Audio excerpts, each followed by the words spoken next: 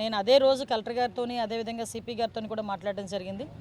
Collector గారితో మాట్లాడిన తర్వాత ఇమీడియట్గా ఐసిడిఎస్ వాళ్ళని అదేవిధంగా సిడబ్ల్యూఎస్ వాళ్ళని ఇక్కడికి పంపించి ఇక్కడ పిల్లలతో కూడా మాట్లాడించడం, అదేవిధంగా వాళ్ళు ఏదైతే వాళ్ళు డిమాండ్స్ చేశారో కొన్ని డిమాండ్స్ ప్రకారంగా కొంతమందిని ఇక్కడ నుంచి వాళ్ళ హోమ్స్కి పంపించడం, ఇవన్నీ కూడా రెగ్యులర్గా జరిగిన ప్రొసీజర్లో జరిగినాయి.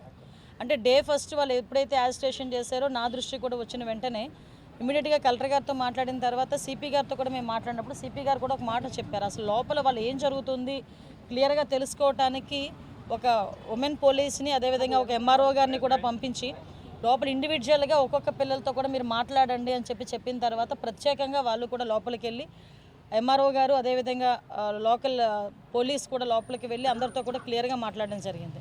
అయితే కొంతమంది పిల్లలు ఇక్కడికి వచ్చిన పిల్లల్లో అరౌండ్ ఇక్కడికి 53 to 60 మెంబర్స్ ఉన్నారు. మొన్నటి వరకు ఒక 60 మంది పిల్లలు ఉండేవారు. ఇప్పుడు అరౌండ్ 4 బయటికి పంపించడం జరిగింది. వాళ్ళ హోమ్స్కి ఇంటికి పంపించడం జరిగింది. డిఫరెంట్ ఏరియాస్ నుంచి కూడా ఇక్కడికి వస్తారు. దగ్గర 13 జిల్లాల నుంచి ఇక్కడికి వచ్చే పరిస్థితి కూడా ఉంది. నేను చూశాను ఇందాక 2-3తో మాట్లాడేటప్పుడు రాయ్పూర్ నుంచి ఒక అమ్మాయి ఉంది, జార్ఖండ్ నుంచి ఒక అమ్మాయి ఉంది. వీళ్ళు ఏం చేస్తుంటారంటే తల్లిదండ్రుల నుంచి తప్పిపోయో లేకపోతే తల్లిదండ్రుల మీద కోపంతోనో ఈ రైల్వే స్టేషన్లో ట్రైన్స్ ఎక్కేసి లేక బస్సులు ఎక్కేసి ఇలా వచ్చిన వాళ్ళందరూ కూడా ఈ ఉమెన్ అండ్ చైల్డ్ వెల్ఫేర్ వీళ్ళందరూ కూడా వీళ్ళ టీం రెస్క్యూ చేసి ఇక్కడికి తీసుకొచ్చి పెట్టే పరిస్థితి.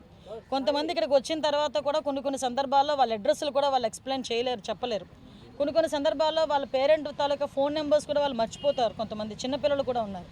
సో ఇటువంటి సందర్భాల్లో వాళ్ళకి 18 years వచ్చినంత వరకు గవర్నమెంట్ వాళ్ళ సెక్యూరిటీలో పెట్టుకోవడానికి వాళ్ళ పరిధిలో పెట్టుకొని వాళ్ళకి ఇక్కడ కూర్చొని ఇక్కడ ఈజీగా ఏదో పెడుతున్నాము హాస్టల్ పెడుతున్నాము అనేది కాకుండా నేను లోపలికి వెళ్ళిన తర్వాత చూసి వచ్చాను. కంటిన్యూగా వాళ్ళకి చదువుకునే ఉద్దేశం ఉంటే కనుక వాళ్ళకి కంటిన్యూగా 10th class కట్టించడం అనేది ఓపెన్ స్కూల్స్ నుంచి అదేవిధంగా ఇంటర్మీడియట్ కట్టించడం అనేది కూడా జరుగుతుంది. అట్ ద సేమ్ టైం కొంతమందికి వాళ్ళ ఇంట్రెస్ట్ మీదుగా బ్యూటీషియన్ కోర్సెస్ నేర్పించడం, కుట్రులు అల్లికలు నేర్పించడం ఇవన్నీ కూడా జరుగుతున్నాయి. వీళ్ళకి రెగ్యులర్గా నేను లోపల పిల్లలతో కూడా మాట్లాడాను. రెగ్యులర్గా వాళ్ళకి క్యారమ్స్ ఆడించడానికని, స్పోర్ట్స్ ఆడించడానికని కొంతమంది డిప్లాయ్ అవుతుంటారండి. మేము ఇక్కడ బాగానే ఉన్నాము, కాకపోతే కొంతమంది పిల్లలు వాళ్ళ ఇంట్లోకి వెళ్ళడానికి అని చెప్పేసి ఇబ్బంది పడి మొన్న కొంచెం ఇబ్బంది పెట్టారని కూడా చెప్పడం జరిగింది. అయితే ఇక్కడ గవర్నమెంట్ పరంగా మేము తీసుకోవాల్సిన చర్యల గురించి కూడా చర్చించినప్పుడు ఉన్న డిపార్ట్మెంట్ వాళ్ళతో డెఫినెట్గా ఇక్కడికి సైకియాట్రిస్ట్ ఎవరైతే ఉన్నారో అంటే కొంతమంది పిల్లలు ఇక్కడ పోక్సో కేసులో కొంతమంది ఉంటారు. అంటే చిన్నప్పుడే లైంగిక దాడి అనేది జరిగితే వాళ్ళు మెంటల్గా కొంచెం డిస్టర్బ్ అవుతారు. ఎప్పుడైతే డిస్టర్బ్ అయ్యారో బయట చూసిన ప్రతి వాళ్ళని కూడా చూసి భయపడటం, అదేవిధంగా వాళ్ళు కొంచెం డిస్టర్బ్డ్గా బిహేవ్ చేయటం, దీంట్లోని వాళ్ళు డెఫినెట్గా డాక్టర్ పర్యవేక్షణలో వాళ్ళు కొంత మెడికేషన్ కూడా తీసుకోవాల్సిన అవసరం ఉంటుంది.